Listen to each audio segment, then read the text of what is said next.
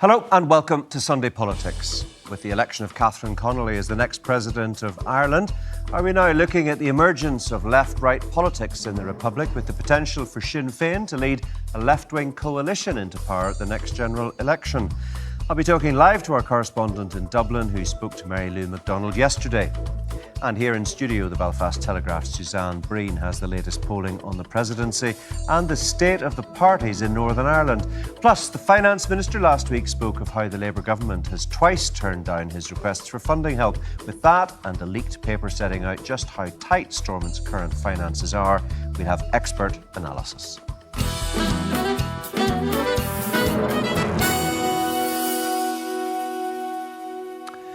In the end, it was even more of a landslide for Catherine Connolly than most commentators had been expecting. The President-elect won 63% of the vote, a record vote in which she secured more than twice as many votes as Fine Gael's Heather Humphreys.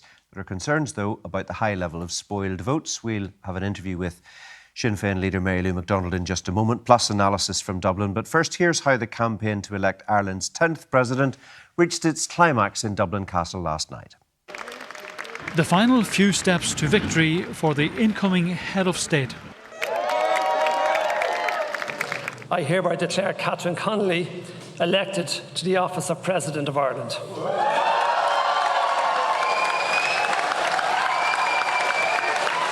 Use your voice in every way you can, because a republic and a democracy needs constructive questioning. And together we can shape a new republic that values everybody, that values and champions diversity, and that takes confidence in our own identity, our Irish language, our English language, and the new people who have come to our country. I will be an inclusive president for all of you. Once the first ballot boxes were opened yesterday morning, the outcome was clear.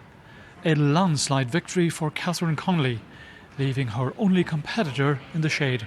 Well, first of all, I just want to thank all of the people who have voted for me, especially, of course, the people in Cavan and Monaghan who really have turned out in huge numbers to support me. I want to congratulate Catherine on becoming the next President of Ireland. Can I just say that Catherine will be a President for all of us, and she will be my President. A bizarre feature of this election, a substantial number of votes for a candidate who withdrew from the contest. Also, an unprecedented number of spoiled votes. Anger and disenchantment. There's a real section of Irish society now who are very angry. This is a political earthquake in many ways. The message is a significant section of Irish society do not feel listened to, do not feel heard, and are angry at the lack of democracy in this country at the moment. The votes cast around the country will have implications well beyond this election campaign on many questions, including the newfound combined strength of left-leaning voters and also the high number of spoiled votes. Much to consider for the government. The system is a bit fragmented, or is a bit restrictive in terms of how one gets nominated for. Would you be open to that changing? We're open to change, but we have to walk it through. With victory secure, Catherine Connolly now has a few weeks to prepare for her inauguration next month, and a 7-year term at the official presidential residence.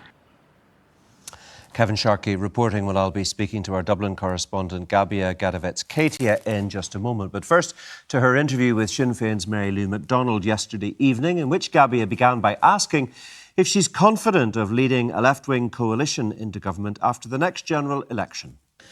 Yes, and I think we need to continue to work in common cause in a collaborative way. To find means and mechanisms to repeat this moment of hope and this moment of real evidence of success and achievement and a win for politics beyond Fianna Fáil and Fine Gael. You see, I think up until this point people might have liked the idea of that.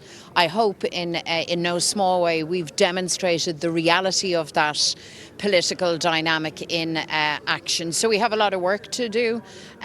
Catherine is going to make a very fine president, and by the way, a president for everybody.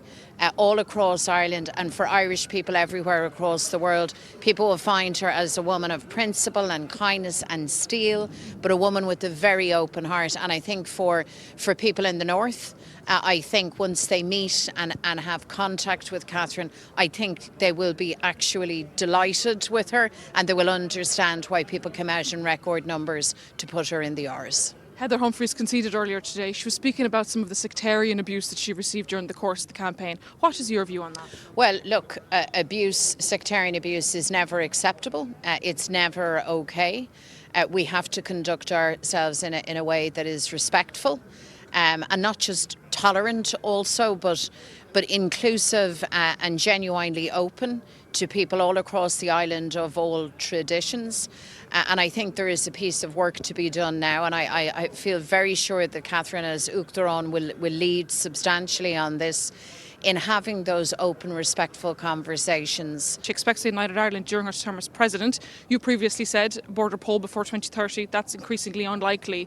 I mean, when are we going to see it, if ever? And do you think it'll be during her presidency? I do. I believe that Catherine's presidency is the time where we will see the calling of the referendums.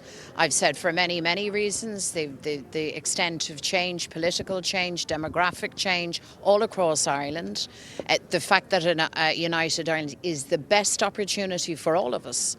And the referendums are provided for in the Good Friday Agreement. We're nearly 30 years on from that. The time is right and the time is now. And I am so happy that we have somebody, the first citizen now, in the Rs, who appreciates and recognises that the preparation for those referendums needs to happen now. Yes, we will see those referendums, I believe, by 2030. How can Catherine Connolly prepare? Well, the Rs and the position of Uachtaráin is kind of unique in public life, in that you exercise that soft power, that kind of area in which people can meet and exchange and hear each other.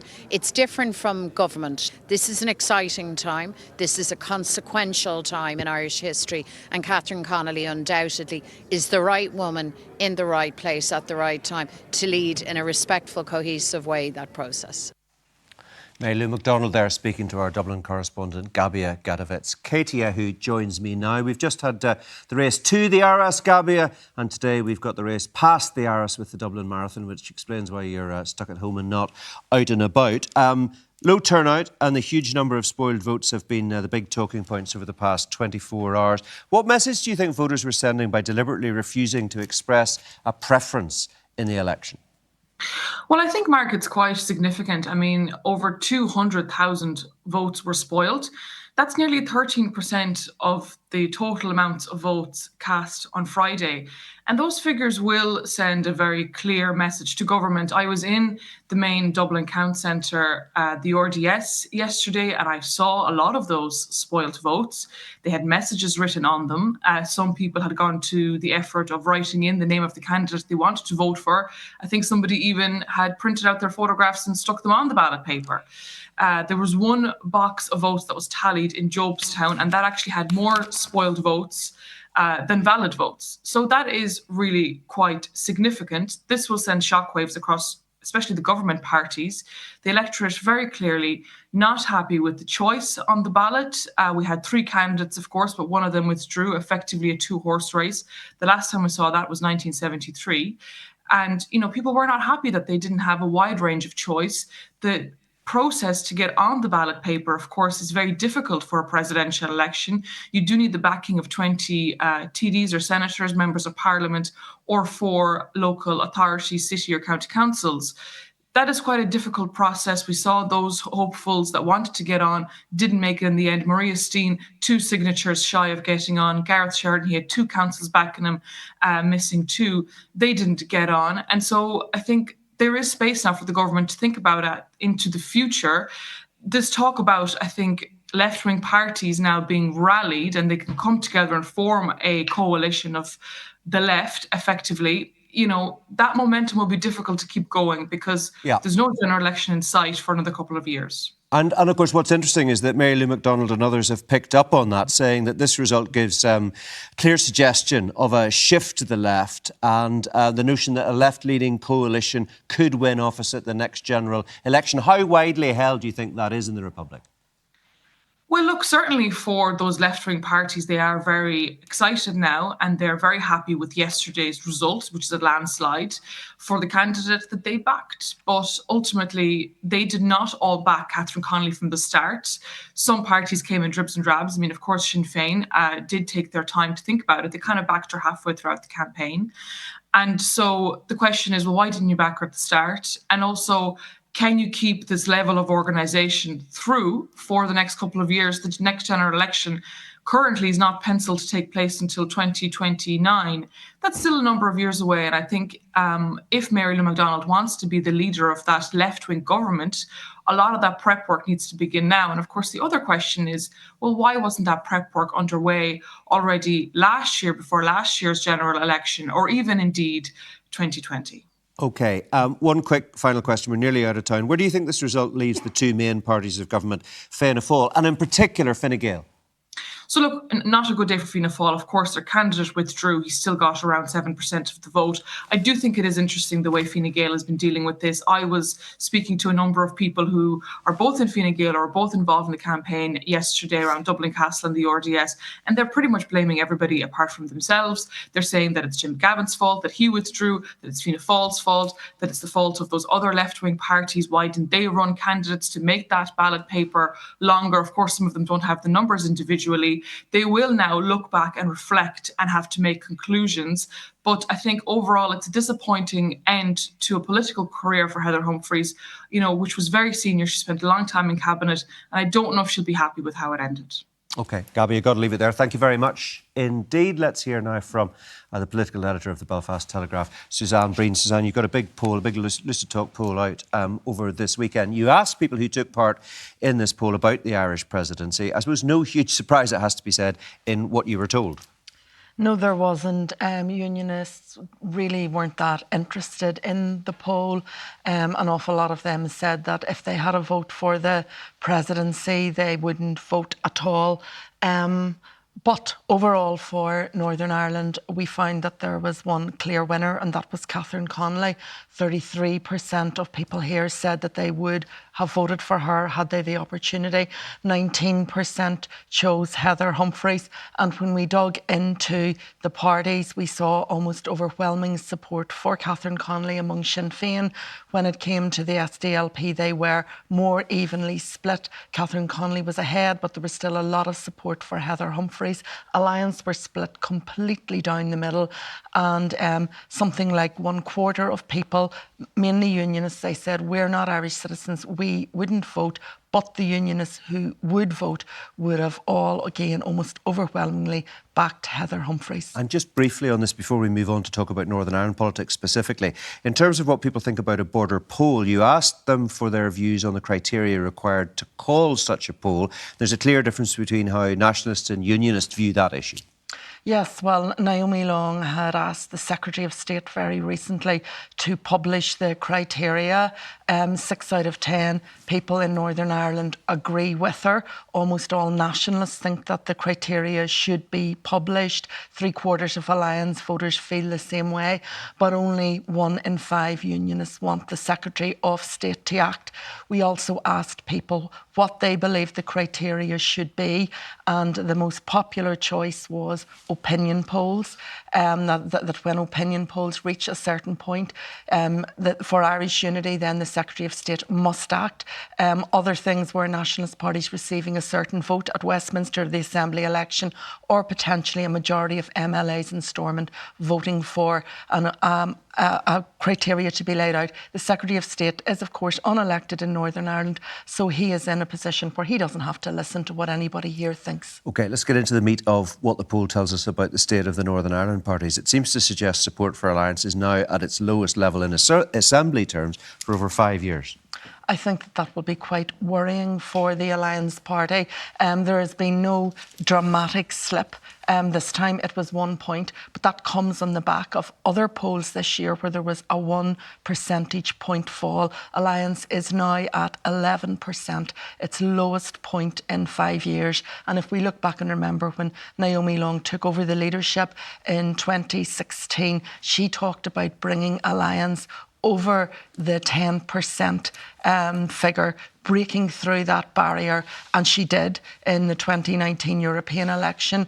She won a seat. She beat the SDLP and the UUP for that seat to become one of 3 EPs, but it now looks like Alliance is heading back to where the party was when she took over. She was on 19% in that election.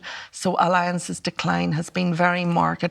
This is coming at a time when the party's under a lot of pressure from all sides. Unionists are going at it day and daily, making criticisms of her in particular. But we've also seen criticism from the SDLP and the Greens. I think the other parties see the position Alliance is in, that it's vulnerable, they smell blood, and they're very much going for it. All polls come with a health warning. Of course, the numbers, the changes here are small. They fall within the margin of error of plus or minus 2.3%.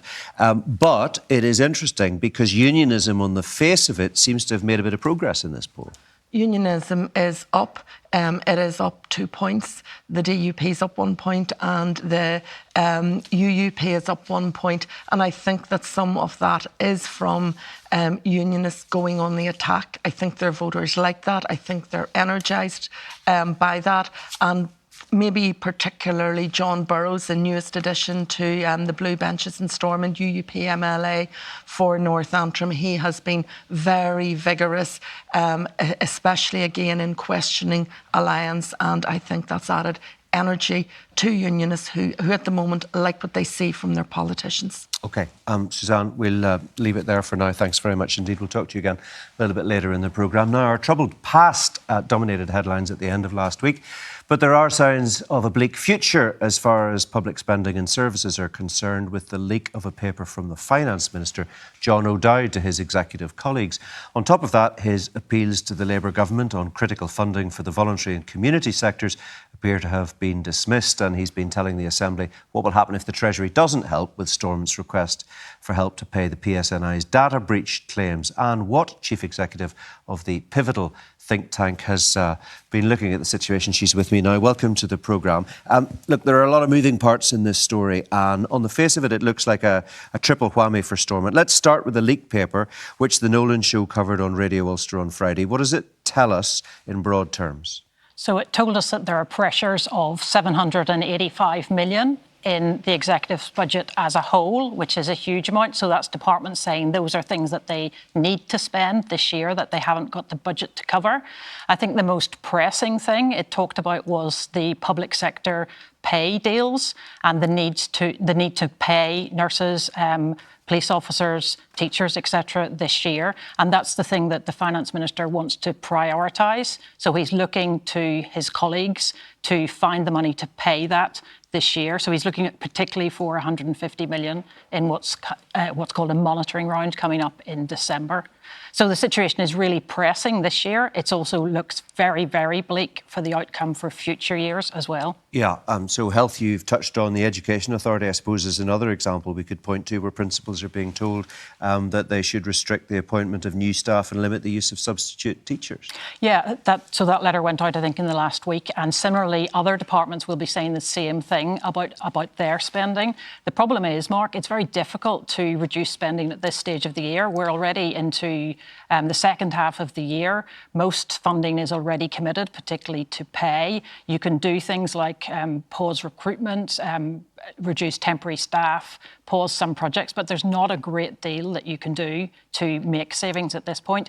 Really, the things the executive needs to do are much longer term in terms of public service transformation, more effective use of the funding that we do have. But we always end up in a crisis situation rather than being able to step back and take a longer term look. OK, let's move on to the PSNI data breach. Stormont has put that at a potential cost of, I think, £120 million. It's asked the Treasury for help. And as our colleague Jane McCormack reported at the start of last week, the Treasury has said no firmly to that request.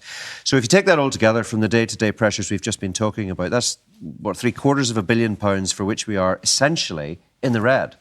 That's right, and that's just this year. So I think the Finance Minister went to the Treasury. That's what you would expect him to do. The Treasury, however, will be looking and saying, we just did a 3-year spending review. We gave you a restoration package back 18, 19 months ago. They'll also be looking at the amount of money that came in the budget this time last year. They'll be saying that Northern Ireland has had a lot of extra money in recent years, and so they're not likely to look on this and be opening up the coffers again. They'll be saying that's something you have to find yourself from within your own budgets. Yeah, and John O'Dowd was talking to the Assembly during the week, and I think it was pretty stark the way in which he explained the situation to his fellow MLAs. Let me just quote it. Given the fact that the claim has been turned down, claim to the Treasury, what we're witnessing, he said, is further proof of the significant economic pressures that the British government are under. He went on, there may be examples where it will improve funding, but at the moment the situation in the Treasury is so bad that we should not be optimistic about anything in terms of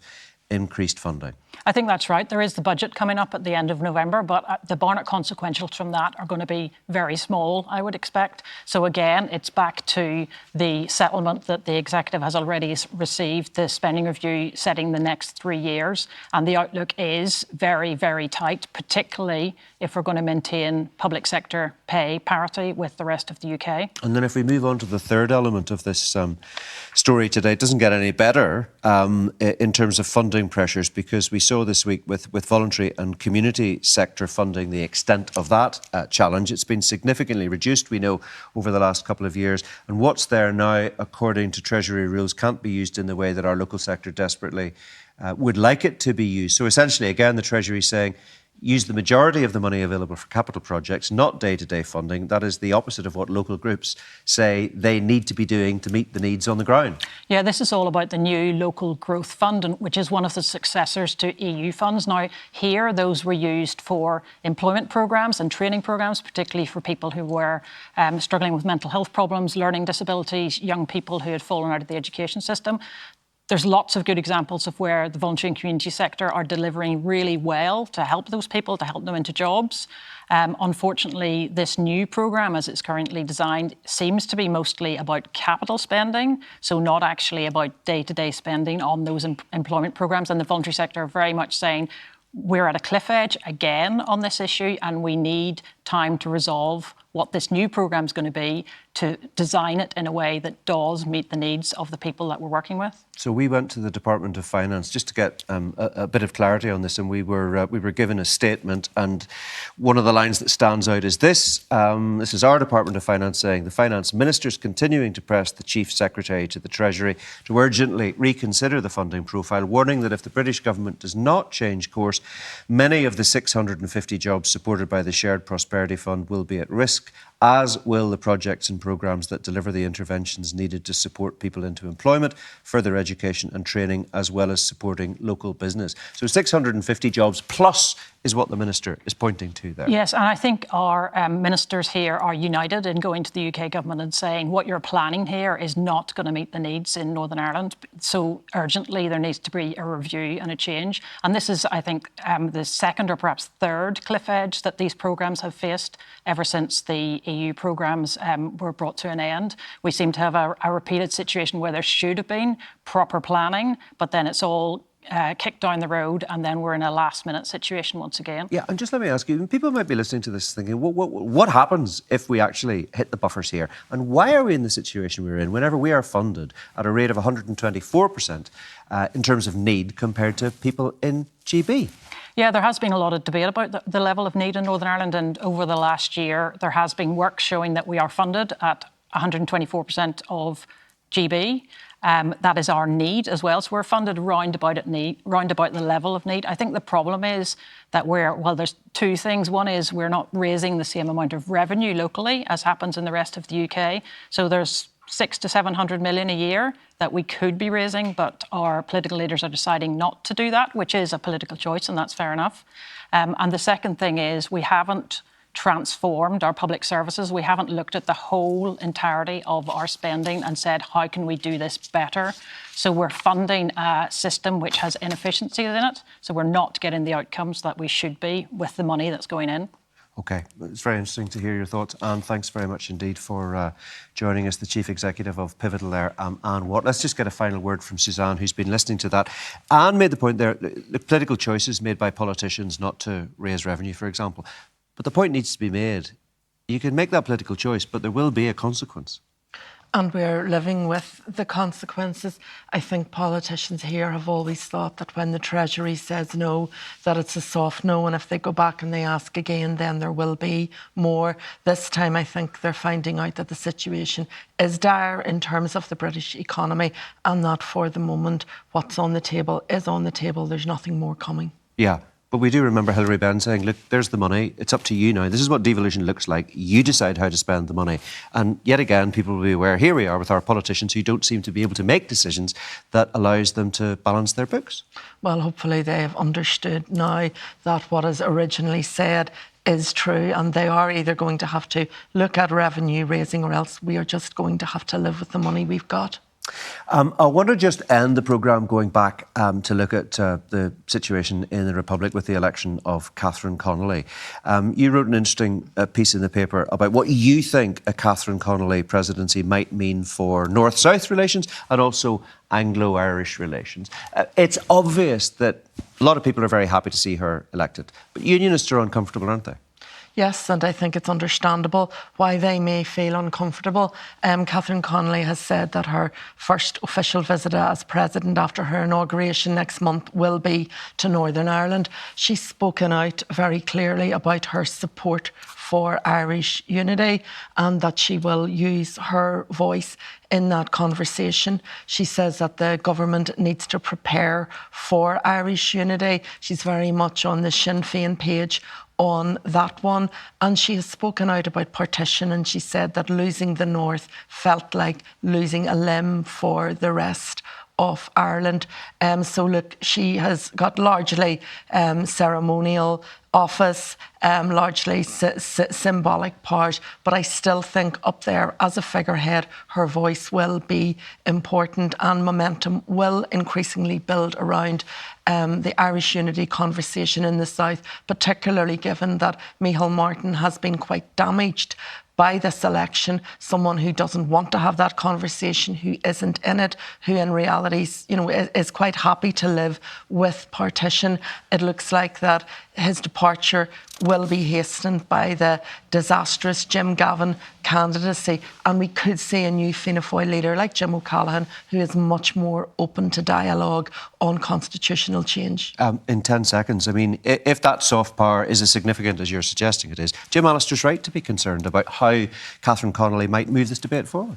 Yeah, well, Heather Humphreys in some ways would have moved the debate forward as well because of the symbolism of having someone from the Orange tradition and a Protestant in the highest office of the state. OK, Suzanne, thanks very much indeed. That's all we've time for today. I'll be back with Red Lines on Wednesday, The View, and Sunday Politics taking a mid-term break next week. But you can catch up on our recent programmes on iPlayer, including last week's interview with the head of the legacy body, Declan Morgan. For now, though, bye-bye.